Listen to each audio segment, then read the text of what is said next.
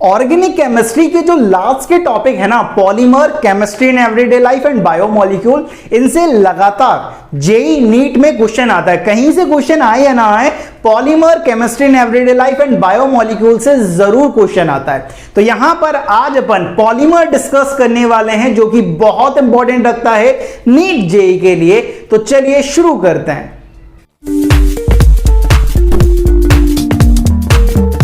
Hello student, कैसे हैं आप? दिस इज केमिस्ट्री बाबा, वेलकम टू केमिस्ट्री अड्डा, एक ऐसा प्लेटफॉर्म जहां पर आप केमिस्ट्री को फील करते हैं। आज अपन यार पॉलीमर की बात करने वाले हैं। पॉलीमर बहुत इंपॉर्टेंट चैप्टर है, छोटा चैप्टर है, लेकिन लगातार यहां से क्वेश्चन आता है यार। कहीं चाहे नीट का एग्जाम ले लो या जेई का एग्जाम ले लो, पॉलीमर से डेफिनेट क्वेश्चन आता है। छोटा चैप्टर जरूर है, कई सारी चीजें आपको ध्यान रखनी पड़ेंगी यहां पर, उनके बेसिस पर आप बड़ी आसानी से इनके क्वेश्चन बना सकते हैं। बहुत इंपॉर्टेंट रखते हैं यार। तो आज अपन पॉलीमर की बात करने वाले हैं, तो पूरी एक वीडियो में, ठीक है, आज अपन पॉलीमर को एंड कर देंगे, बस आपको देखते जाना है और सीखते जाना है। तो चलिए शुरू करते हैं पॉलीमर।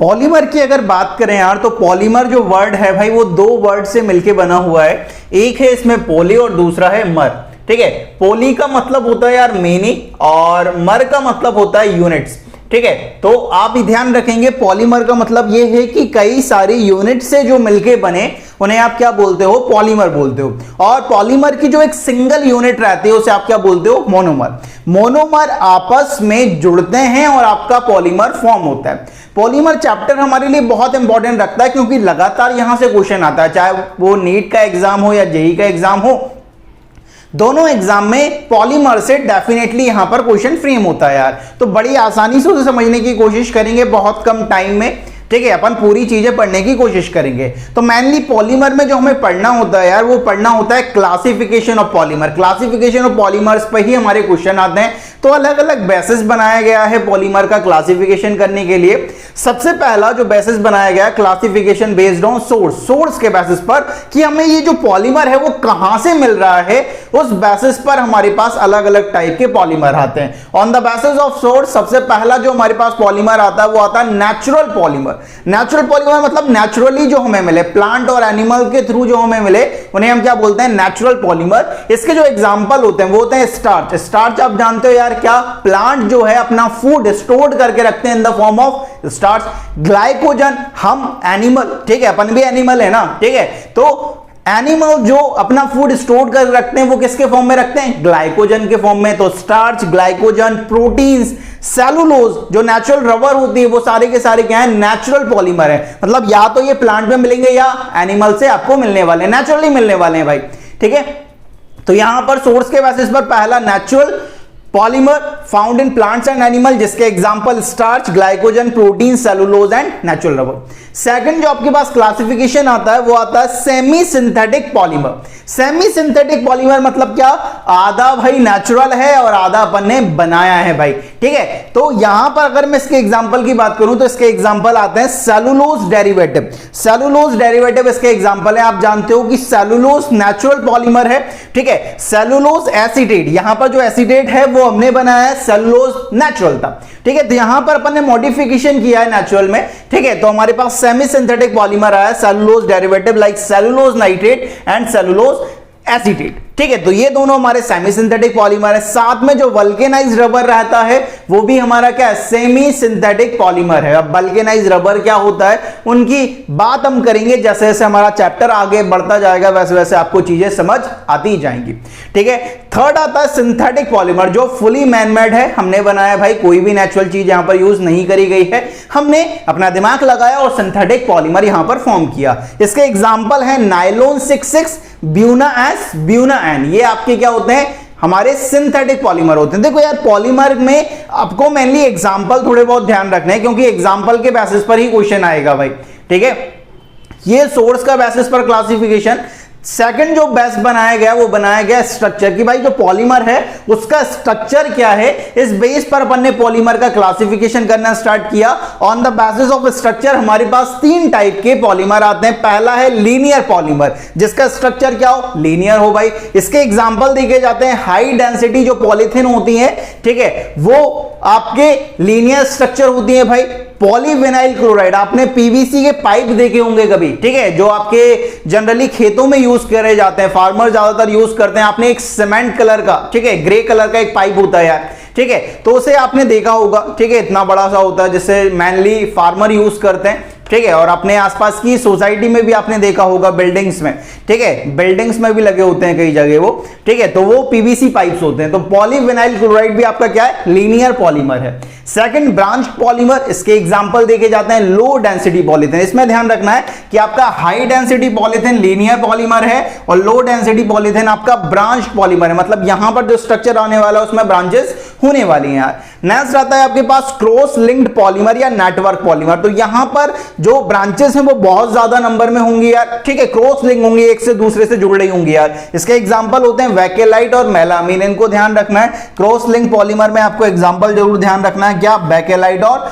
मेलामीन आपके क्रॉस लिंक्ड या नेटवर्क पॉलीमर के अंदर आते हैं यार। तो सोर्स के बेसिस पर हमारे पास 3 नेचुरल, सेमी सिंथेटिक, सिंथेटिक, ठीक है, और फिर स्ट्रक्चर के बेसिस पर लीनियर, ब्रांच और क्रॉस लिंक या नेटवर्क पॉलीमर। ये हमारे पास 2 बेस बनाए गए हैं जिनके बेसिस पर अपन ने पॉलीमर्स को क्लासिफाई करना स्टार्ट करा था। अब जो थर्ड बेसिस है उससे डेफिनेट क्वेश्चन आता है यार। देखो यहां पर चांसेस बहुत कम है कि सोर्स और स्ट्रक्चर के बेसिस पर क्वेश्चन पूछ जाए, लेकिन गारंटी इस बात की है कि जो आपका थर्ड बेस बनाया गया है on the basis of mode of polymerisation, इससे गारंटी है कि 100% यहां से क्वेश्चन फ्रेम होता है, ठीक है। तो इसको बहुत अच्छी तरीके से पढ़ना। मोड ऑफ पॉलीमराइजेशन के बेसिस पर हमारे जो पॉलीमर हैं यार वो 2 टाइप के होते हैं। एक आता है हमारे पास क्या, एडिशन पॉलीमर, और दूसरा हमारे पास आता है क्या, condensation polymer. Mode of polymerisation, भाई पॉलीमराइजेशन किस तरह से हो रहा है, ठीक है, उसके बेसिस पर हमारे पास 2 टाइप के पॉलीमर आते हैं, एडिशन पॉलीमर और कंडेंसेशन पॉलीमर। अपन एक एक पढ़ना स्टार्ट करेंगे। सबसे पहले एडिशन पॉलीमर की बात करते हैं। जो आपका एडिशन पॉलीमर है यार वो खुद 2 टाइप का होता है, एक होता है होमोपॉलीमर, एक होता है कोपॉलीमर। होमो का मतलब होता है सेम, ठीक है, होमोपॉलीमर, होमोपॉलीमर मतलब ऐसे पॉलीमर जो सेम टाइप के मोनोमर से अगर मिलके बने उन्हें आप क्या बोलोगे, होमोपॉलीमर। अगर यहां पर सेम टाइप के मोनोमर नहीं होते हैं, अलग अलग टाइप के मोनोमर आपस में जुड़ते हैं और आपका पॉलीमर फॉर्म होता है, तो उसे आप क्या बोलते हो, कोपॉलीमर। तो एडिशन पॉलीमर 2 टाइप के, होमोपॉलीमर एंड कोपॉलीमर। होमोपॉलीमर में जो मोनोमर यूनिट रहेंगी वो सेम रहेंगी, सेम मोनोमर यूनिट आपस में जुड़ेंगे और आपका पॉलीमर फॉर्म होगा। और कोपॉलीमर में डिफरेंट मोनोमर यूनिट आपस में जुड़ेंगे और आपका पॉलीमर फॉर्म होगा। होमोपॉलीमर के जो एग्जांपल देखे जाते हैं वो हैं polythene, polystyrene, polyvinyl chloride, polyacrylonitrile, Teflon, polycisisoprene, neoprene. और कोपॉलीमर के 2 ही एग्जांपल हैं, ब्यूना एन और ब्यूना एस। यहां पर आपके ब्यूना एन और ब्यूना एस आए थे। अब ये क्या होते हैं, जैसे जैसे आगे बढ़ते जाएंगे वैसे आप इनके स्ट्रक्चर्स और इनके यूजेस देखते जाएंगे आप। तो अब जो होमोपॉलीमर है या कोपॉलीमर है, इन्हें एक एक को पकड़ते हैं कि इनका मोनोमर क्या है और किस तरह से ये फॉर्म होते हैं, उनकी अपन बात करते हैं यार। नेक्स्ट यार एडिशन पॉलीमर को आगे पढ़ना स्टार्ट करते हैं कि भाई किस तरह के मोनोमर होते हैं, किस तरह से आपस में जुड़ते हैं और किस तरह का पॉलीमर आपके पास फॉर्म होता है। तो एक एक करके पढ़ना स्टार्ट करेंगे। तो सबसे पहले अपन बात करते हैं इथीन। इथीन जो होता है यार वो मोनोमर होता है किसका, पॉलीइथीन का। ये इथीन है, इथीन से जो आपका पॉलीमर बनता है वो कौन सा बनता है, पॉलीइथीन। अब पॉलीइथीन किस तरह से बनता है, आप पॉलीथीन बोलते हो, ठीक है, नॉर्मल भाषा में हम क्या बोलते हैं, जैसे अपन शॉप पर जाते हैं तो पॉलीथीन है क्या, पॉलीइथीन है उसका नाम बेसिकली, ठीक है, तो ये ध्यान रखेंगे। अब ये पॉलीइथीन बनता कैसा है, इथीन आपके पास है, जैसे कि समझे CH2 डबल बॉन्ड, यहां पर CH2। अब होता कैसे, किस तरह से बनता है, तो यहां पर आप देख रहे हो कि ये जो पाई इलेक्ट्रॉन है भाई, ठीक है, ये वाला ऊपर वाला, ठीक है, होता क्या है कि एक इलेक्ट्रॉन यहां पर आता है, ये फ्री वैलेंसी बनाता है, एक इलेक्ट्रॉन यहां पर आकर फ्री वैलेंसी बनाता है। अब यहां पर एक फ्री वैलेंसी है, इस साइड एक फ्री वैलेंसी है, तो एक मोनोमर यहां पे जुड़ता है, फिर इस तरह से, फिर इस तरह से, इस तरह से जुड़ता जाता है। तो यहां पर जो आपका पॉलीमर फॉर्म होगा उसका स्ट्रक्चर को जिस तरह से होगा, यहां पर होगा CH2, यहां पर सिंगल बॉन्ड, यहां पर CH2, इसका क्या होल एन, ये आपका क्या बन जाएगा, पॉलीइथीन बन जाएगा। इथीन से क्या बना, पॉलीइथीन बना भाई, ठीक है। नेक्स्ट अगर बात करें तो दूसरा जो हमारे पास मोनोमर होता है वो होता है स्टाइरीन। स्टाइरीन से आपका बनता है पॉलीस्टाइरीन, ठीक है। तो यहां पर आपके पास अगर स्टाइरीन है, अगर आपके पास स्टाइरीन है तो स्टाइरीन से आपका बनता है क्या, पॉलीस्टाइरीन। स्टायरीन से पॉलीस्टायरीन बनता है। स्टायरीन क्या होता है? स्टायरीन होता है CH2 डबल बॉन्ड, यहां C, ठीक है, यहां पर एक H और यहां पर एक फिनाइल कनेक्टेड होती है ये, ठीक है, ये स्टायरीन है। और यहां से स्टायरीन से पॉलीस्टायरीन कैसे होगा? बड़ा सिंपल है, इस बॉन्ड को तोड़ना है, एक इलेक्ट्रॉन यहां पर, एक इलेक्ट्रॉन यहां पर, मतलब एक फ्री वैलेंसी यहां पर, एक फ्री वैलेंसी यहां पर, ऐसी यूनिट्स आपस में जुड़ेंगी और आपका पॉलीस्टायरीन फॉर्म होगा कुछ इस तरह से। यहां पर पॉलीस्टायरीन का जो आप स्ट्रक्चर देखोगे वो आपके पास कुछ इस तरह से देखने को मिल जाएगा,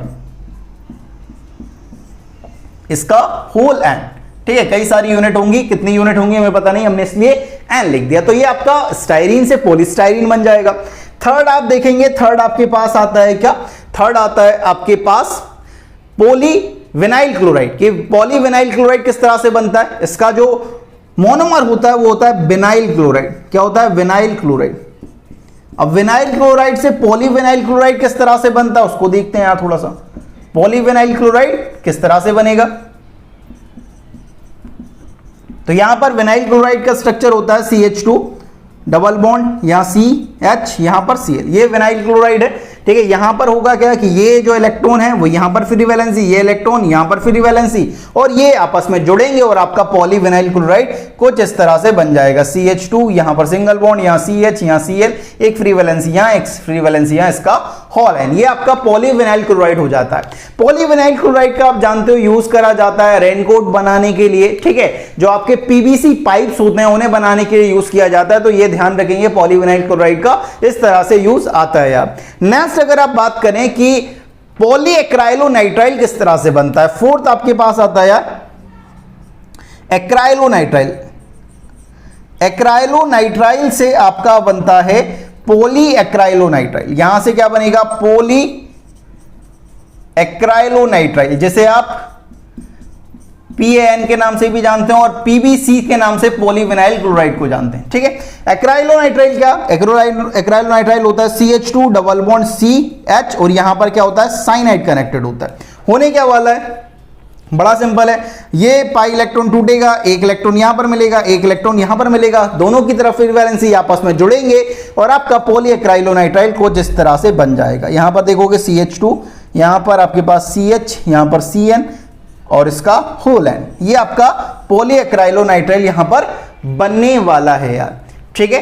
नेक्स्ट अगर आप बात करें तो नेक्स्ट आपके पास आता है टेफ्लॉन। कि भाई टेफ्लॉन किस तरह से बनता है उसकी अपन बात करेंगे। तो यहां पे मैं लिख रहा हूं, यहां पर आप लिख सकते हैं मोनोमर, इस साइड मोनोमर, और यहां पर क्या आपके पास? पॉलीमर। मोनोमर से पॉलीमर किस तरह से बनता है उसकी थोड़ी सी बात करते हैं। नेक्स्ट फिफ्थ नंबर का आपके पास आ रहा है, ठीक है, टेफ्लॉन। टेफ्लॉन का जो मोनोमर होता है वो होता है यार टेट्राफ्लोरोइथीन। टेट्राफ्लोरोइथीन से आपका टेफ्लॉन बनता है, ठीक है। तो यहां पर आप लिख सकते हैं कि फिफ्थ नंबर पर आपके पास आता है क्या? Monomer tetrafluoroethene. टेट्राफ्लोरोइथीन से आपका जो पॉलीमर बनता है वो है टेफ्लॉन, ठीक है। टेफ्लॉन की अगर बात करें, टेट्राफ्लोरोइथेन का जो स्ट्रक्चर होता है वो होता है आपके पास CF2 डबल बॉन्ड, ठीक है, CF2, ठीक है। ये है टेट्राफ्लोरोइथीन। होता क्या है कि पाई इलेक्ट्रॉन है भाई, ठीक है। ये जो एक बॉन्ड है वो क्या होता है? एक एक इलेक्ट्रॉन इस यहां पर आता है, एक इलेक्ट्रॉन यहां पर आता है, फ्री वैलेंसी बनाता है और ये आपस में जुड़ते हैं और आपका टेफ्लॉन कुछ इस तरह से फॉर्म होता है। CF2 सिंगल बॉन्ड CF2, इसका होल एन, ये बनेगा। टेफ्लॉन का अपना यूज है यार, टेफ्लॉन का अपना यूज है, ठीक है। और इसका यूज किया जाता है अगर आपको नॉन स्टिकी यूटेंसिल की जो सरफेसेस रहती हैं, ठीक है। आपने अगर डोसा खाया है, ठीक है, जिस पर कोई चीज चिपके ना, नॉन स्टिकी जो यूटेंसिल्स रहते हैं उनकी सरफेस बनाने के लिए टेफ्लॉन का यूज किया जाता है, ठीक है। तो इसका ध्यान रखेंगे कि जो आपका टेफ्लॉन है उसे यूज किया जाता है नॉन स्टिकी सरफेस बनाने के लिए यूटेंसिल की, ठीक है। डोसा खाया है आपने, डोसा चिपकता नहीं है, ऐसे बर्तन आते हैं आजकल, ठीक है। पहले के टाइम पे ऐसे नहीं थे बेटा, पहला चिपक जाता था, अब नहीं चिपकता क्योंकि अब अपन को टेफ्लॉन आता है, ठीक है। तो ये ध्यान रखेंगे टेफ्लॉन का यूज है नॉन स्टिकी यूटेंसिल्स की जो सरफेस बनाई जाती है वो टेफ्लॉन की मदद से बनाई जाती है। तो ये आपके पास आता है यार फिफ्थ नंबर पर। नेक्स्ट अगर बात करें टेफ्लॉन की बात जो हमारे पास आ रहा है वो है हमारे पास पॉलीसिस आइसोप्रीन। अब जो पॉलीसिस आइसोप्रीन रहता है उसका जो मोनोमर रहता है वो रहता है आइसोप्रीन, की आइसोप्रीन से पॉलीसिस आइसोप्रीन बनता है। किस तरह से?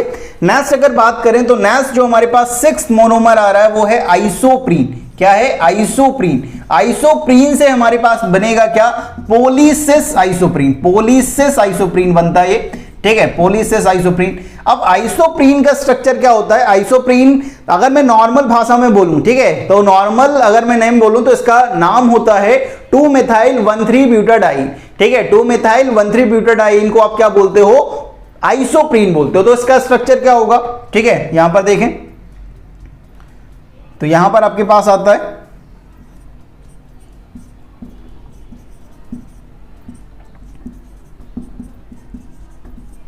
तो इसका नाम है 2-methyl-1,3-butadiene। होने क्या वाला है? होना बड़ा सिंपल है भाई। इसका अगर मोनोमर बनाना है, देखो भाई, तो यहां पर ये बॉन्ड और ये बॉन्ड, ठीक है, एक इलेक्ट्रॉन यहां पर जाएगा, एक इलेक्ट्रॉन यहां पर आएगा, एक इलेक्ट्रॉन यहां पर आएगा, एक इलेक्ट्रॉन यहां पर आएगा। ये दोनों जो लास्ट वाले इलेक्ट्रॉन है वो तो फ्री वैलेंसी बना लेंगे, इससे और मोनोमर आपस में जुड़ेंगे। लेकिन एक इलेक्ट्रॉन यहां पर आ रहा है, एक इलेक्ट्रॉन यहां पर आ रहा है, तो यहां पर बॉन्ड बन जाएगा। तो आपके पास जो पॉलीमर बनेगा वो कुछ इस तरह से बनेगा। यहां पर CH2, यहां पर सिंगल बॉन्ड, यहां C, यहां CH3, यहां पर डबल बॉन्ड, यहां CH, यहां पर आपके पास CH2 और इनका होल एंड, ये आपके पास बन जाएगा पॉलीसिस आइसोप्रीन। नेक्स्ट अगर बात करें सेवेंथ आपके पास आता है या नियोप्रीन, कि भाई नियोप्रीन किस तरह से बनता है? नियोप्रीन का जो मोनोमर होता है वो होता है क्लोरोप्रीन। क्लोरोप्रीन क्या होता है? बस यहां से CH3 को हटा के Cl लगाना है, मतलब 2-chloro-1,3-butadiene। इसे आप क्या बोलोगे? इसे बोलोगे क्लोरोप्रीन। तो नेक्स्ट आपके पास आ रहा है 7th नंबर पर आपके पास आ रहा है क्लोरोप्रीन। क्लोरोप्रीन से बनता है आपका क्या? नियोप्रीन। अब क्लोरोप्रीन क्या होता है? क्लोरोप्रीन होता है आपके पास 2-chloro-1,3-butadiene। तो होने क्या वाला है? होना सिंपल है कि देखो ये जो इलेक्ट्रॉन्स हैं भाई, एक यहां पर फ्री वैलेंसी, एक यहां पर और एक फ्री वैलेंसी, ये दोनों इलेक्ट्रॉन यहां पर आकर बॉन्ड फॉर्म करेंगे और आपके पास कुछ इस तरह का एक स्ट्रक्चर देखने को मिल जाएगा। क्या? यहां पर स्ट्रक्चर मिलेगा CH2, ठीक है, यहां पर सिंगल बॉन्ड, यहां C, यहां Cl, यहां पर डबल बॉन्ड, यहां CH, यहां पर CH2 और इनका क्या होल एन आप करोगे तो ये आपके पास नियोप्रीन मिल जाएगा। ठीक है, तो नियोप्रीन आपका क्या होता है? नेचुरल रबर होता है। ठीक है, नेचुरल रबर होता है नियोप्रीन। ठीक है, तो इस तरह से आप कर सकते हैं आप। तो ये आपके पास एडिशन पॉलीमर में होमोपॉलीमर बने। अब होमोपॉलीमर में आपने एक बात नोटिस करी होगी कि यहां पे सिर्फ एक टाइप के ही मोनोमर हैं जो आपस में जुड़ रहे हैं और पॉलीमर फॉर्म कर रहे हैं। यहां पे अलग अलग टाइप के पॉलीमर नहीं है। लेकिन अब जो हमारे पास आने वाला है वो आने वाला है कोपॉलीमर। कोपॉलीमर में अलग अलग टाइप के मोनोमर आपस में जुड़ेंगे और पॉलीमर फॉर्म करेंगे। अब वो किस तरह से होता है, चलिए कोपॉलीमर डिस्कस करते हैं एडिशन पॉलीमर में कि कोपॉलीमर किस तरह से बनते हैं। कोपॉलीमर में हमारे पास दो ही हैं, ब्यूना एन और ब्यूना एस। अब ब्यूना एन और ब्यूना एस किस तरह से बनता है, पहले अपन अगर ब्यूना एस की बात करें कि ब्यूना एस किस तरह से बनता है। ब्यूना एस का जो मोनोमर होता है वो होता है यार 1,3-ब्यूटाडाइइन प्लस स्टाइरिन। ठीक है, 1,3-ब्यूटाडाइइन प्लस स्टाइरिन, इन दोनों को मिला देंगे। यहां पर देख रहे हो अलग अलग टाइप के मोनोमर आपस में जुड़ रहे हैं और आपका पॉलीमर फॉर्म होगा। कौन सा पॉलीमर फॉर्म होगा? Buena S. तो यहां पर ये जो एस है, ब्यूना में जो एस आ रहा है यहां पर एस का मतलब क्या होता है? स्टाइरिन। और ब्यूना मतलब 1,3-ब्यूटाडाइइन, ये ध्यान रखें। ठीक है, 1,3-ब्यूटाडाइइन प्लस स्टाइरिन को मिलाएंगे तो आपका ब्यूना एस फॉर्म होने वाला है। अब इन दोनों का स्ट्रक्चर देखें तो 1,3-ब्यूटाडाइइन का स्ट्रक्चर कुछ इस तरह से होगा। ठीक है, 1,3-ब्यूटाडाइइन का जो स्ट्रक्चर होगा वो कुछ इस तरह से होगा यहां पर। ठीक है, यहां पर कुछ इस तरह से होगा 1,3-ब्यूटाडाइइन। ठीक है, और स्टाइरिन का स्ट्रक्चर आप जानते हो, स्टाइरिन का भी अभी आपने स्ट्रक्चर देखा था, कुछ इस तरह से होता था। ये आपके पास स्टाइरिन का स्ट्रक्चर है। अब इन दोनों से किस तरह से पॉलीमर बनता है यहां देखें। होने क्या वाला है, यहां देखो, करना वही है जो आपने अभी तक सीखा। ये जो बॉन्ड है वो यहां पर आएगा, एक इलेक्ट्रॉन यहां पर। ये वाला जो बॉन्ड है, एक इलेक्ट्रॉन यहां पर, एक इलेक्ट्रॉन यहां पर। ये फ्री वैलेंसी आएगा। यहां पर ये जो पाई इलेक्ट्रॉन है वो एक इलेक्ट्रॉन यहां पर और एक इलेक्ट्रॉन यहां पर। ये दोनों इलेक्ट्रॉन मिलकर यहां पर बॉन्ड बनाएंगे, ये दोनों इलेक्ट्रॉन मिलकर यहां पर बॉन्ड बनाएंगे। एक फ्री वैलेंसी यहां और एक फ्री वैलेंसी यहां। तो यहां पर जो आपके पास पॉलीमर बनेगा वो कुछ इस तरह से बनेगा। यहां पर जो पॉलीमर बनेगा वो कुछ इस तरह से बनेगा, CH2, यहां पर CH, यहां पर डबल बॉन्ड, यहां CH, यहां आपके पास CH2, यहां पर सिंगल बॉन्ड, यहां CH2, यहां पर आपके पास CH, और ये आपका फिनाइल, और ये आपकी फ्री वैलेंसी। इसका अगर आप होल एन करेंगे तो ये आपका क्या बन जाएगा, ब्यूना एस 1,3-ब्यूटाडाइन प्लस स्टाइरीन से मिलकर बना है। यहां पर अलग अलग टाइप के मोनोमर हैं, इसलिए इसे क्या कहा जाता है, इसे कहा जाता है कोपॉलीमर।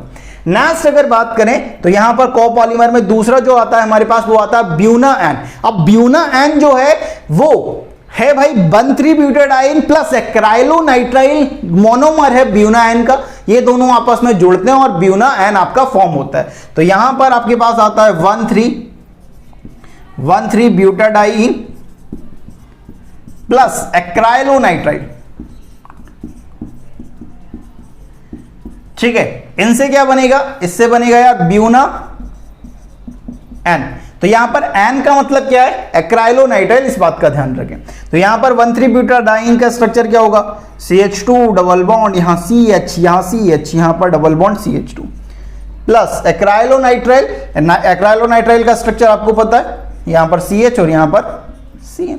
अब इनको जोड़ना तो बड़ा आसान है भाई, क्या करना है, इन पाई इलेक्ट्रॉन को देखो, एक इलेक्ट्रॉन यहां पर जाएगा फ्री वैलेंसी, एक इलेक्ट्रॉन यहां पर, एक इलेक्ट्रॉन यहां पर, एक इलेक्ट्रॉन यहां पर, एक इलेक्ट्रॉन यहां पर, एक इलेक्ट्रॉन यहां पर, ठीक है। ये वाला इलेक्ट्रॉन फ्री वैलेंसी, ये दोनों इलेक्ट्रॉन मिलकर यहां पर बॉन्ड, ये फ्री वैलेंसी मिलकर बॉन्ड बनाएंगे, ये फ्री वैलेंसी यहां पर आ रही है। तो यहां पर आपके पास कुछ इस तरह का एक पॉलीमर देखने को मिलेगा आपके पास,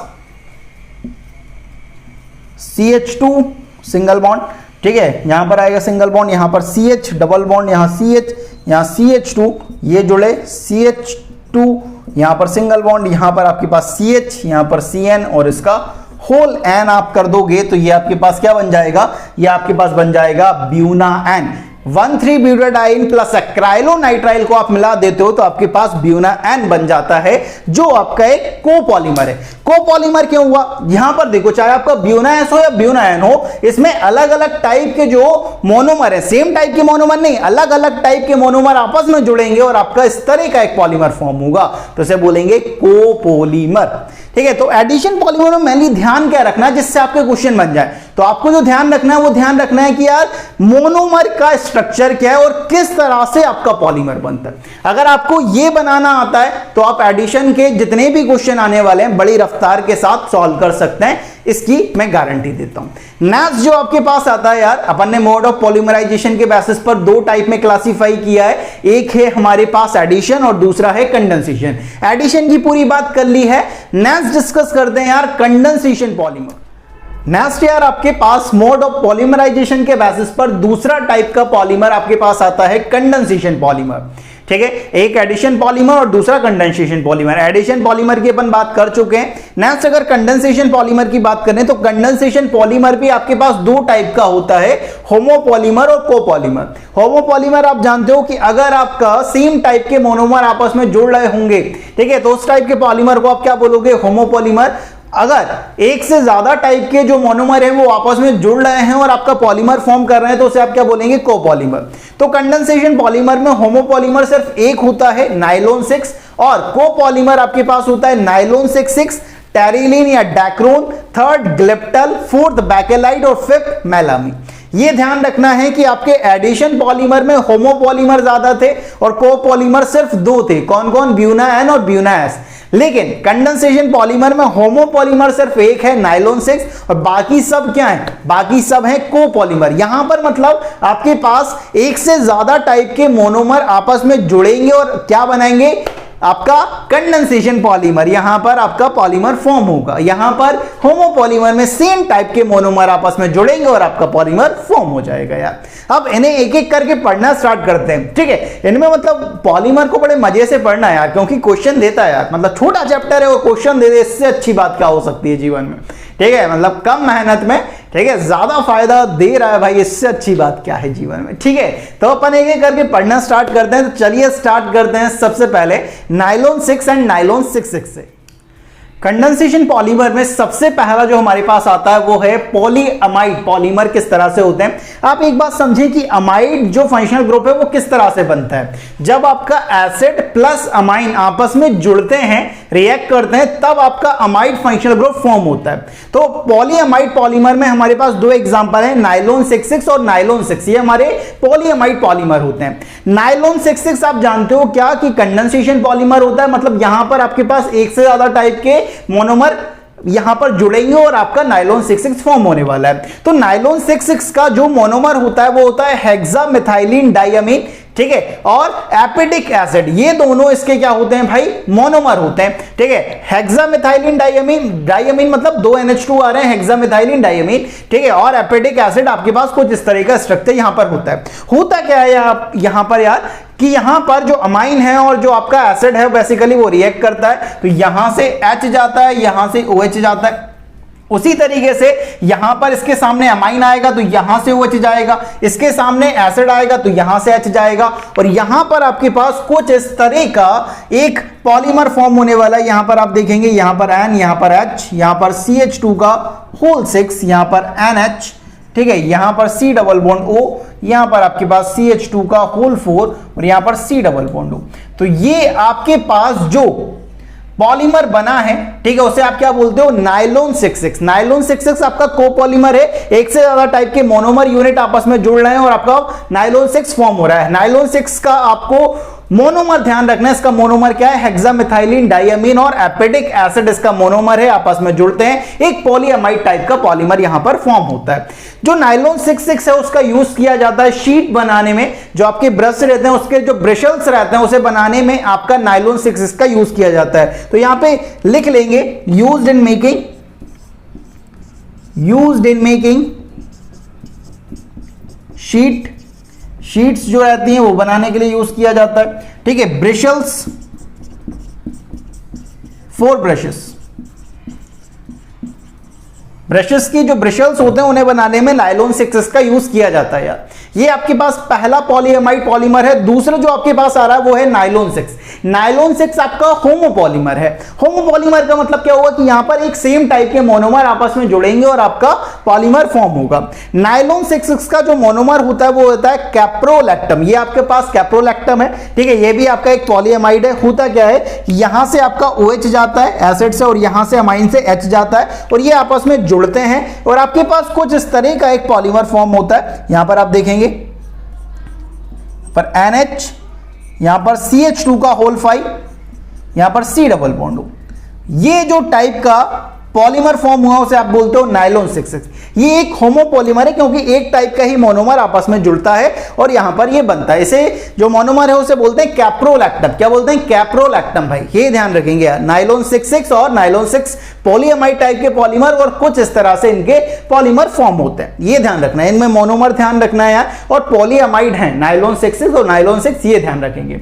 दूसरा जो आपके पास पॉलीमर आता है वो आता है पॉलीएस्टर। अब पॉलीएस्टर पॉलीमर्स क्या होते हैं, आप एक बात देखेंगे, एस्टर कब बनता है, एस्टर फंक्शनल ग्रुप कब बनेगा। आपने एक एस्टरिफिकेशन रिएक्शन पढ़ी थी यार, ठीक है, अल्कोहल की रिएक्शन थी एसिड के साथ, एस्टरिफिकेशन रिएक्शन। उसमें क्या होता था, अल्कोहल और एसिड आपस में जुड़ते थे और आपका एस्टर फॉर्म होता था। तो एस्टर बनाना है तो एसिड और अल्कोहल को रिएक्ट कराना पड़ेगा, तब आपका एस्टर फॉर्म होगा। अब जो आपके पास पॉलीएस्टर पॉलीमर होते हैं वो दो होते हैं, टेरिलीन या डेक्रोन और दूसरा ग्लिप्टल, ठीक है। टेरिलीन या डेक्रोन या ग्लिप्टल किस तरह से फॉर्म होता है उनकी बात करते हैं। चाहे आपका टेरिलीन या डेक्रोन ले लो या ग्लिप्टल ले लो, ये दोनों एक क्या है, कोपॉलीमर है। कोपॉलीमर का मतलब क्या कि यहां पर एक से ज्यादा टाइप के मोनोमर आपस में जुड़ेंगे और आपका पॉलीमर फॉर्म होगा।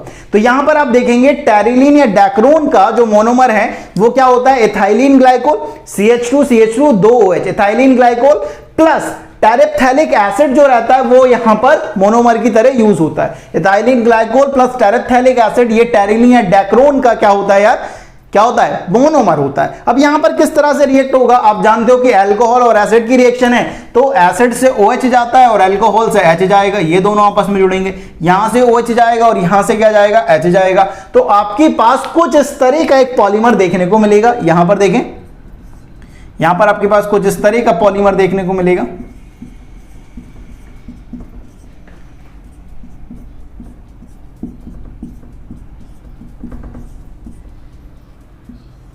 ये आपके पास बनेगा। तो ये आपके पास टेरिलीन या डैक्रोन इस तरह का एक पॉलीमर यहां पर फॉर्म होगा। नेक्स्ट आप बात करें ग्लिप्टल की। ग्लिप्टल भी आपका कोपॉलीमर है, एक से ज्यादा मोनोमर आपस में जुड़ेंगे और आपका ग्लिप्टल फॉर्म होगा। यहां पर जो मोनोमर यूनिट है वो है इथाइलिन ग्लाइकोल। चाहे आप टेरिलीन या डैक्रोन की बात करें या ग्लिप्टल की बात करें, यहां पर इथाइलिन ग्लाइकोल तो आने वाला है, प्लस यहां पर टेरेप्थैलिक एसिड था टेरिलीन में, और यहां पर आपके पास क्या है, थैलिक एसिड है। ये ध्यान रखेंगे, थैलिक एसिड। आपने थैलिक एसिड की पढ़ा होगा जब आपने गैब्राइल थैलेमाइड सिंथेसिस आपने पढ़ा था, तब आपके पास थैलिक एसिड फॉर्म होता था। तो होता क्या है, यहां से सिंपल बात है, इथाइलिन ग्लाइकोल से यहां से H जाएगा, यहां से आपका OH जाएगा, ठीक है, और यहां से आपका क्या होगा यार, ये OH जाएगा, यहां से H जाएगा, और होगा आपके पास कुछ इस तरह से एक पॉलीमर फॉर्म होगा। ट्यूं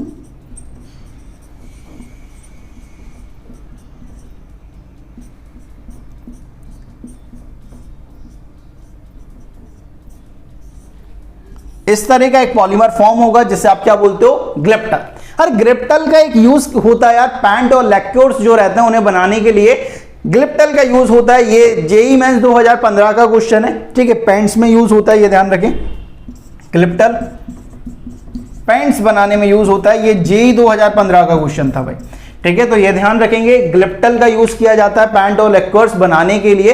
ये 2015 जेईई मेंस के पेपर में आया हुआ है, तो इनको थोड़ा सा ध्यान रखेंगे।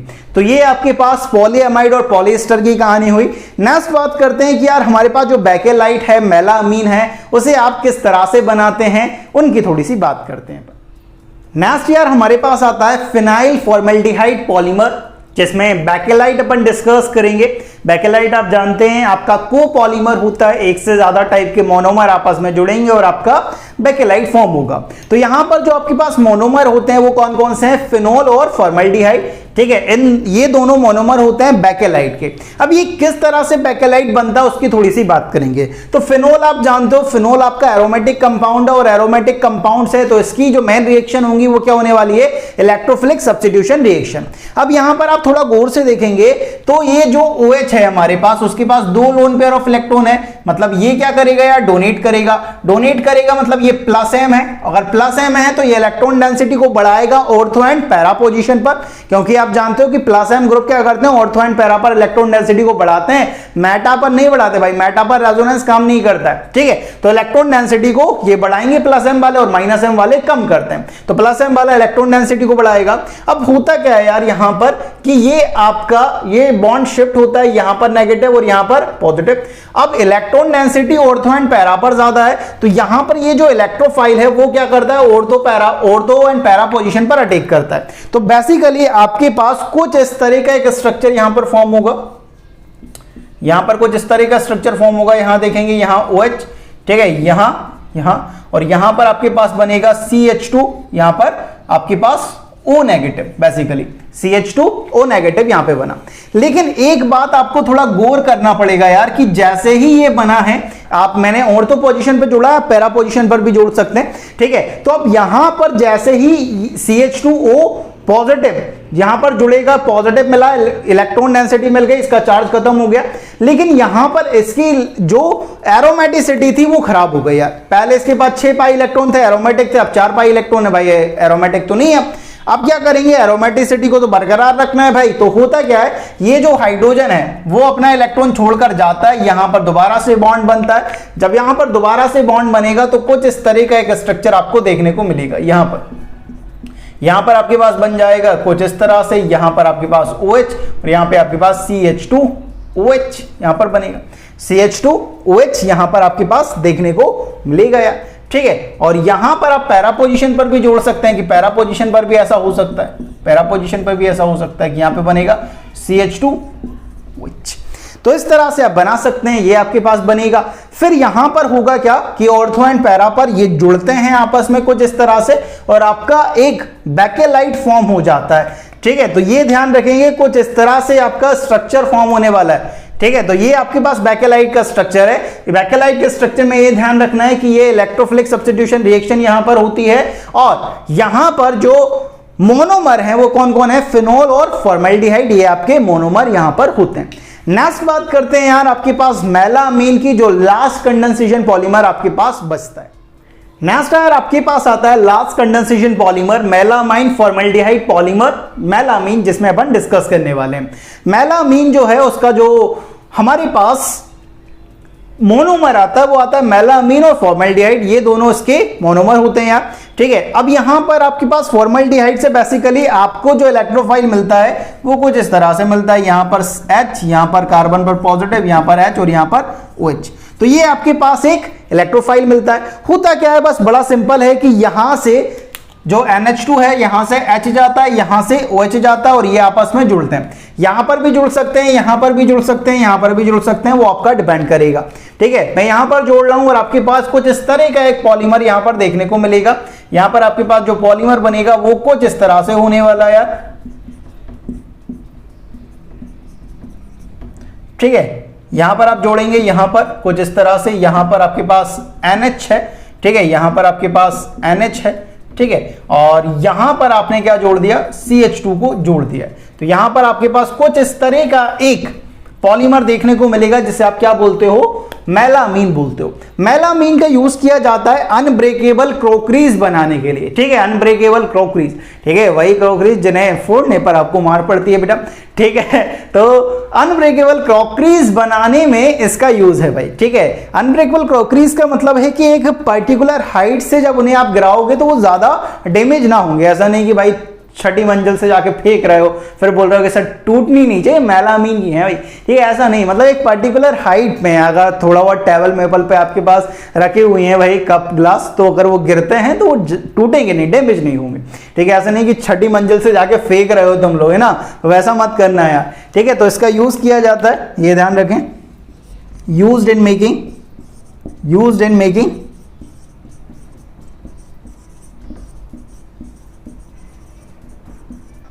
Unbreakable crockeries.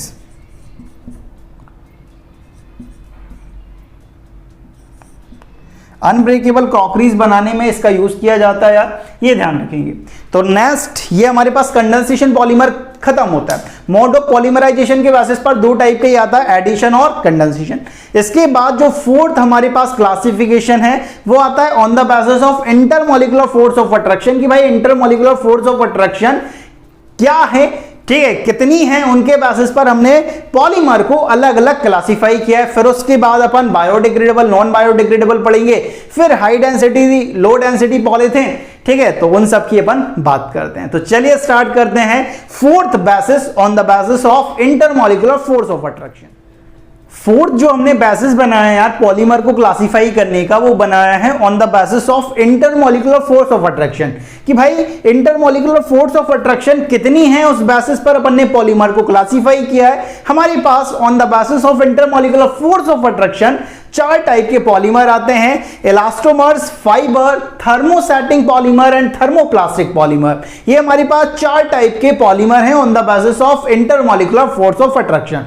इलास्टोमर्स के अगर एग्जांपल देखेंगे तो इलास्टोमर्स के एग्जांपल आते हैं नेचुरल रबर, बल्केनाइज्ड रबर, ब्यूना-एन और ब्यूनास।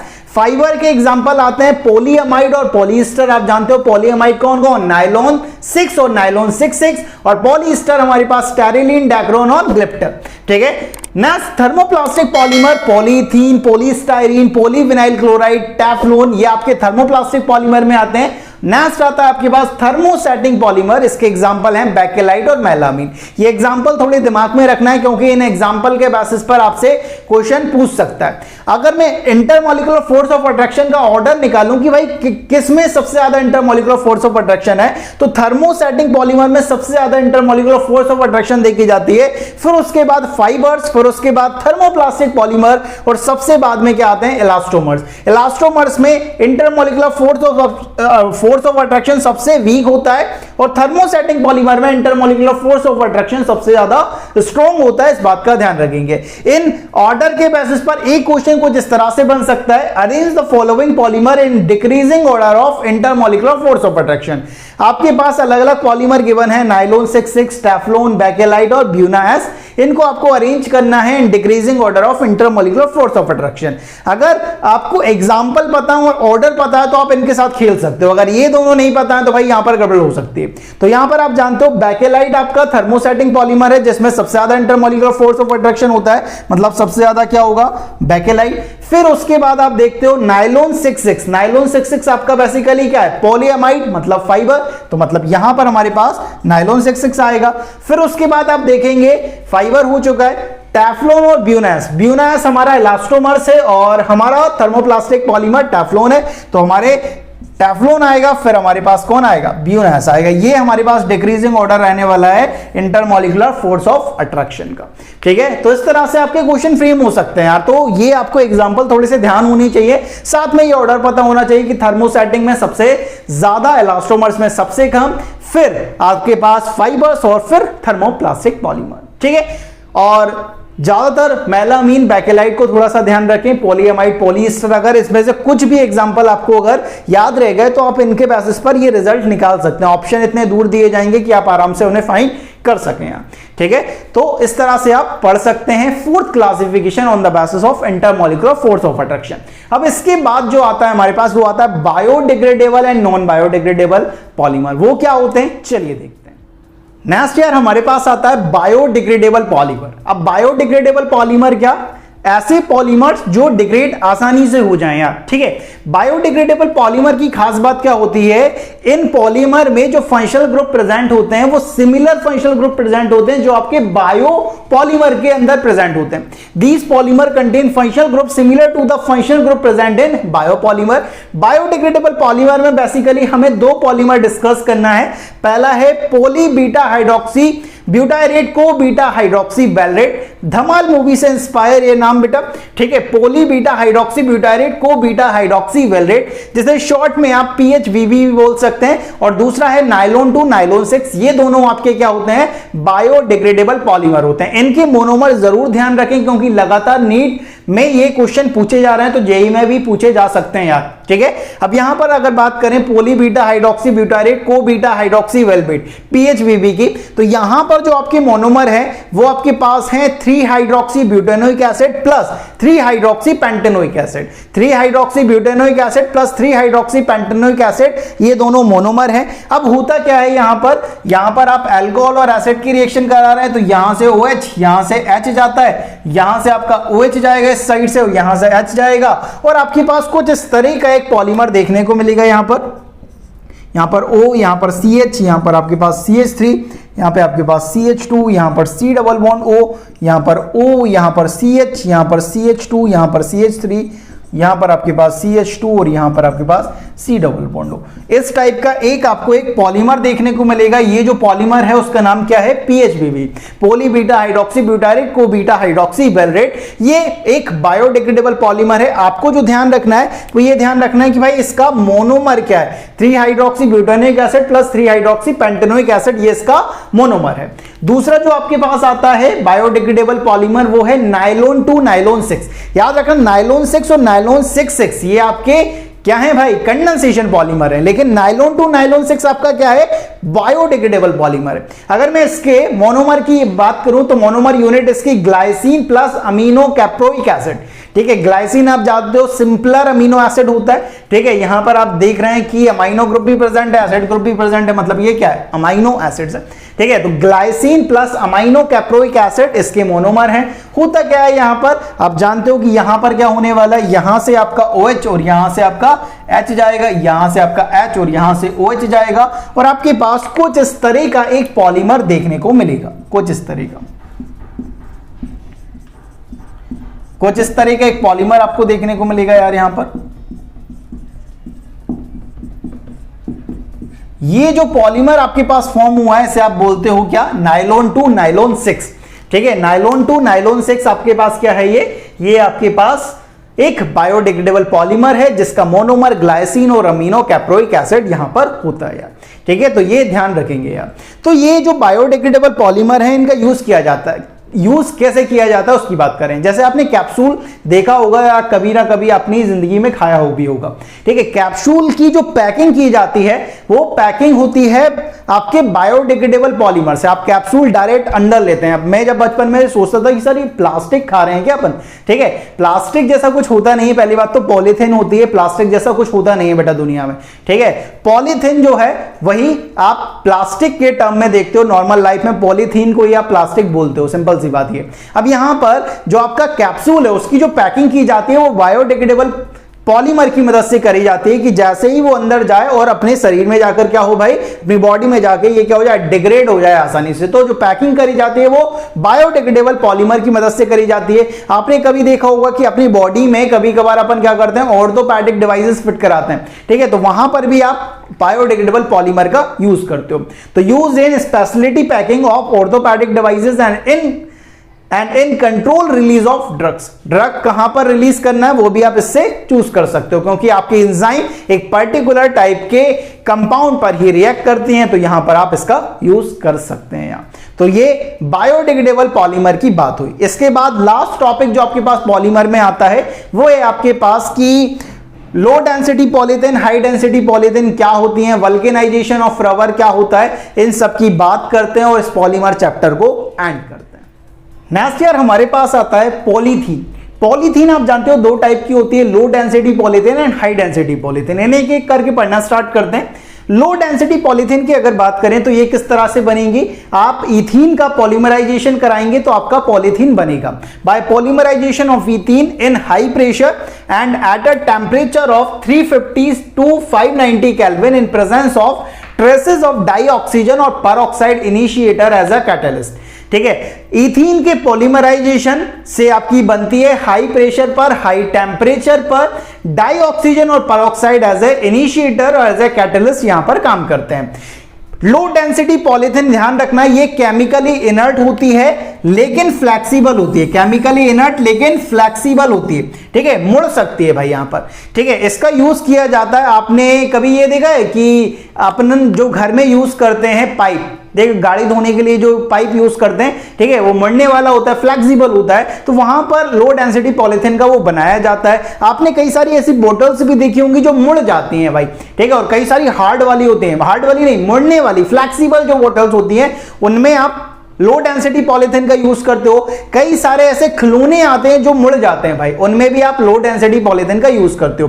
Used in making toys, flexible pipe, squeezes bottles and insulator की तरह से यूज किया जाता है। याद रखना है low density polythene chemically inert होती है लेकिन फ्लेक्सिबल होती है, ठीक है। नेक्स्ट हाई डेंसिटी पॉलीथिन की अगर बात करूं तो हाई डेंसिटी पॉलीथिन भी इथीन के पॉलीमराइजेशन से बनेगी in a hydrocarbon solvent in presence of Ziegler Natta catalyst. Ziegler Natta catalyst के प्रेजेंस में ये रिएक्शन कराई जाती है हाई डेंसिटी पॉलीथिन की, ये ध्यान रखेंगे। दूसरा इंपॉर्टेंट पॉइंट आ रहा है कि जो आपकी हाई डेंसिटी पॉलीथिन है वो केमिकली इनर्ट होती है, टफ होती है और हार्ड होती है भाई। हाई डेंसिटी पॉलीथिन हार्ड होती है, मुड़ नहीं सकती, मुड़ गई तो टूट जाएंगे भाई, ठीक है। लेकिन लो डेंसिटी पॉलीथिन आपकी फ्लेक्सिबल होती है। High density polythene chemically inert, tough and hard. Used in making manufacture of buckets, जो बाल्टी होते हैं उन्हें बनाने में यूज किया जाता है। डस्टबिन आपके यहां से बनाए जाते हैं। बोटल्स, पाइप्स आपके बनाए जाते हैं। कई सारे ऐसे पाइप्स होते हैं जो मुड़ते नहीं है यार, ठीक है, तो वहां पर आप हाई डेंसिटी पॉलीथिन का यूज करेंगे।